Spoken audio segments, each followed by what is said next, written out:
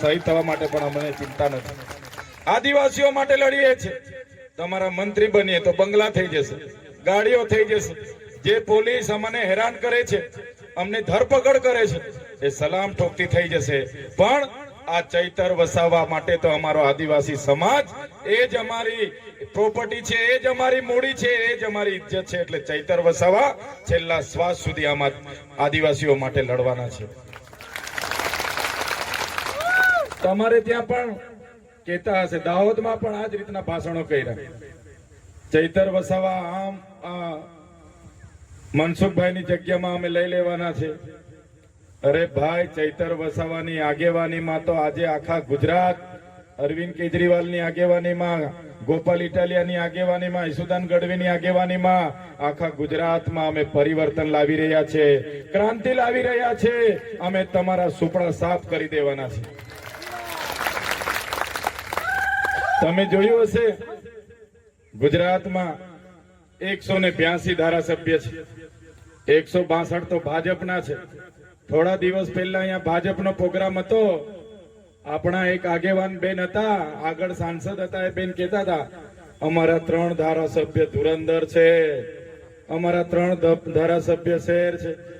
ધારાસભ્ય ત્યાં વિધાનસભામાં આવીને મૂગા મોડે બેસી રહે છે, મગનું નામ મરી નથી પાડતા. જો ધારાસભ્ય તમારા ધુરંધર છે, જો ધારાસભ્ય તમારી ધુરંધર છે, તો એ ધારાસભ્ય વિધાનસભામાં કેમ આદિવાસીઓ માટે નથી બોલતા? જ્યારે ચૈતર વસાવા અમારા બાળકોની ઉચ્ચ અભ્યાસ કરતા વિદ્યાર્થીઓની પોસ્ટ મેટ્રિક શિષ્યવૃત્તિ આ ગુજરાત સરકારે બંધ કરી જ્યારે લડતા હતા, ત્યારે ધારાસભ્યએ પણ સહકાર આપવો જોઈતો. જ્યારે ચૈતર વસાવા આ વિસ્તારમાં નર્મદાનું પાણી મળે એના માટે લડતા હતા, ત્યારે ધારાસભ્ય સહકાર આપવો જોઈએ. જ્યારે ચૈતર વસાવા તુરકેડાથી માંડીને કૌવાંટના વિસ્તારોના રોડ રસ્તાની વાત મૂકતા હતા, ત્યારે એમણે ચૈતર વસાવાને સહકાર આપવો જોઈએ. જ્યારે ચૈતર વસાવા હાપેશ્વર પાણી પુરવઠા યોજના હોય, નલ સે જલ યોજના હોય કે મનરેગા કૌભાંડની વાત કરતા હતા, ત્યારે એક પણ શબ્દ આ અહીંના ધારાસભ્ય બોલ્યા નથી. માત્ર ને માત્ર અહીંના કાર્યકરોને ડરાવવા માટે ધુરંધર હશે, વિધાનસભામાં આદિવાસીઓ માટે એક પણ શબ્દ બોલતા નથી. અમારા કાર્યકરોને, નેતાઓને આ લોકો હવે ડરાવવા લાગ્યા. એમને એટલો બધો ડર ડર ડર ડર કે અમારા લોકોને કહે કે કેમ ચૈતર વસાવાના સભામાં જવાના છો? જતા બતા નહીં. તમારું ઝૂંપડું પાસ નહીં કરીએ, તમારો મીટર તોડાવી લઈશું, તમારું રેશન કાર્ડનું અનાજ બંધ કરાવી દઈશું. આમ આદમી પાર્ટીની સભામાં ના જતા તમારું પાણીનું કનેક્શન કપાવી લઈશું. છતાં અહીંયા હજારોની સંખ્યામાં વડીલો અને યુવાનો ઉપસ્થિત છે. બતાવે છે કે ડર સામે પણ પરિવર્તન આ વખતે લાવવાના છે. હમણાં તો પોલીસ વાળાને એજન્ટ બનાવી દીધા છે. પોલીસ વાળા ભાજપનો ખેસ પહેરવા જ બાકી છે. આખી કામગીરી એટલા સાંસદ ના કરતા હોય એટલી ભાજપની કામગીરી એસપી કરે છે. એમના ધારાસભ્ય ના કરતા હોય એટલી કામગીરી એમના પીઆઈ અને ડીવાયએસપીઓ કરે છે. અમારા કાર્યકરોને બોલાવે, ખોટી ફરિયાદ કરાવે, ડરાવે, ધમકાવે, ફોર્મ ખેંચાવવાની વાત કરે. અમારા કાર્યકરોને કે કેમ ચૂંટણી લડો છો? ત્યારે ભાજપના નેતાઓને પણ કેમ છું, એ પોલીસ અધિકારીઓને પણ કેમ છું, ભાઈ વેઠાય એટલું જ અમારા લોકોને હેરાન કરજો, નહીં તો અમે વ્યાજ સહિત હિસાબ તમારો પણ કરવાના છે. અને એસપી માં એટલું પાણી હોય, પીઆઈ ડીવાયએસપીઓ માં એટલું પાણી હોય ને, તો વર્દી ઉતારી દો, રાજીનામું મૂકી દો અને આવો ભાજપનો ખેસ પહેરીને ચૂંટણીઓમાં મેદાનમાં ખબર પડી જશે તમારામાં કેટલું પાણી છે. એટલે અમારા લોકોને ડરાવવાની વાત ના કરતા, જે દિવસે અમે રસ્તા પર ઉતરીશું તે દિવસે ખબર પડશે કે આ કોની સાથે પાલો પડ્યો છે, અને એમને પણ ખબર પાડી દઈશું. મારા સાથીઓને કહેવા માટે આવ્યો છું, અહીંયા હશે 2-4 ભાજપના લોકોએ મોકલેલા કે વિડીયો બનાવી લાવજો, પણ એટલું તમારી ઉપસ્થિતિ એટલી મોટી છે કે આ જોજ વિસ્તારના ભાજપના નેતાઓને તો રાતે ઉઠીને બી 2 ગ્લાસ માટલાનું પાણી પીવું પડશે આજે. કેમ કે બહુ પ્રયાસ કર્યા, સરપંચોને કીધું ભાઈ કોઈ માણસ જવો ના જોઈએ તમારા ગામમાંથી, બધા સભ્યને કીધું કોઈ જવો ના જોઈએ, બીજા બધાને નોકરીઓ વાળા ના વાળા બધાને કીધું, છતાં તમે આવ્યા છો. એટલા માટે આ લોકોને આજે ઊંઘ નથી આવવાની.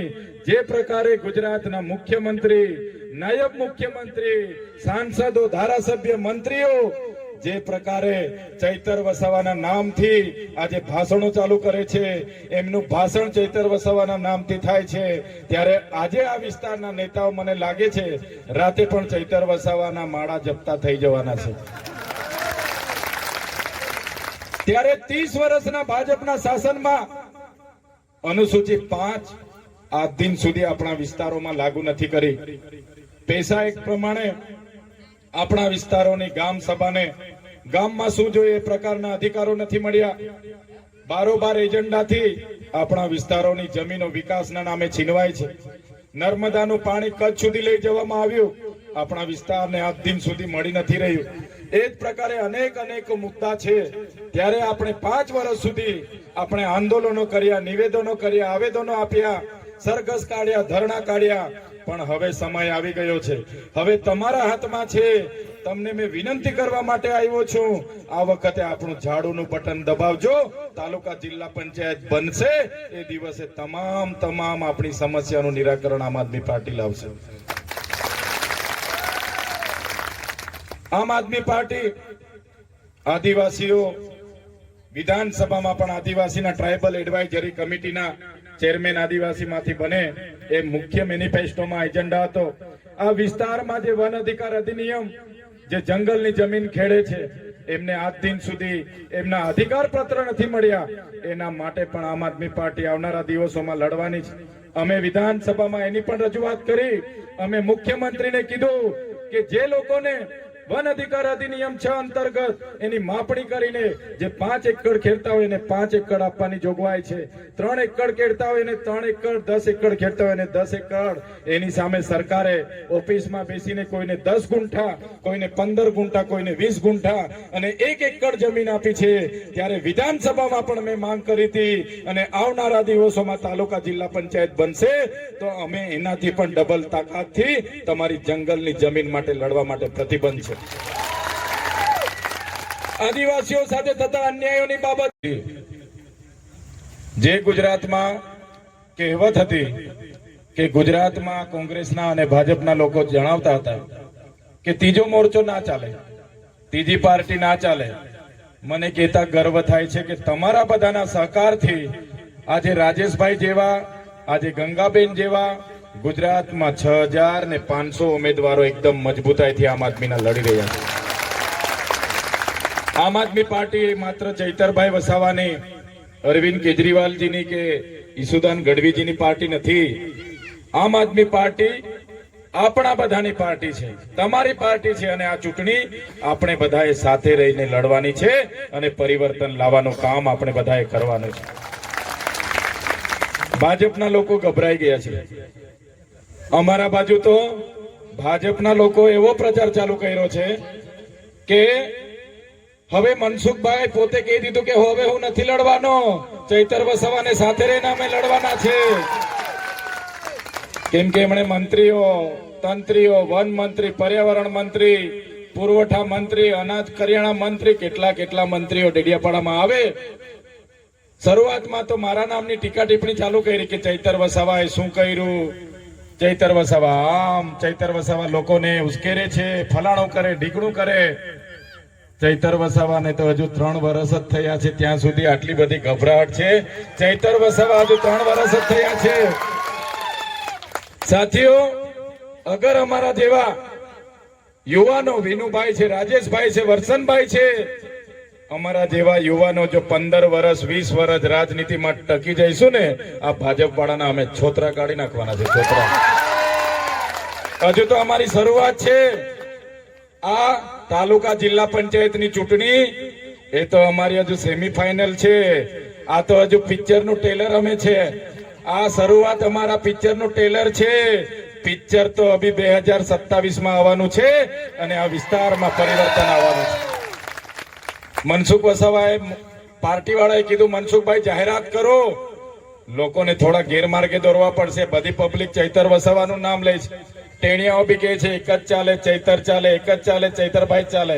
એટલે મનસુખ વસાવાએ પ્રેસ કોન્ફરન્સ કરી, કીધું કે ભાઈ હવે હું નથી લડવાનો, હવે યુવા નેતા જે છે એમને હું તક આપવાનો, લોકોને ગેરમાર્ગે દોરવાનું કામ કરે છે. ચૈતર વસાવાને ભાજપમાં એમના મંત્રી બનાવવાની વાત, એમના વડાપ્રધાન સાથે જોડવાની વાત એમના પ્રદેશના નેતાઓએ 4 વખત પણ કીધું હતું, જેલમાં પણ કીધું હતું. ત્યારે મને ધમકી પણ આપતા હતા, ડરાવતા હતા, કહેતા હતા કે જેલમાં તમારી 5 વર્ષ 7 વર્ષ લેવું પડશે, ભાજપમાં હમણાં મંત્રીમંડળમાં જોડાઈ જા, મંત્રી બનાવી દઈશું અને તમારું મંત્રીમંડળમાં સમાવેશ કરીશું. ત્યારે પણ ચૈતર વસાવાએ કીધું હતું, આ આદિવાસીનો દીકરો છે, અમારા બિરસા દાદા આદિવાસી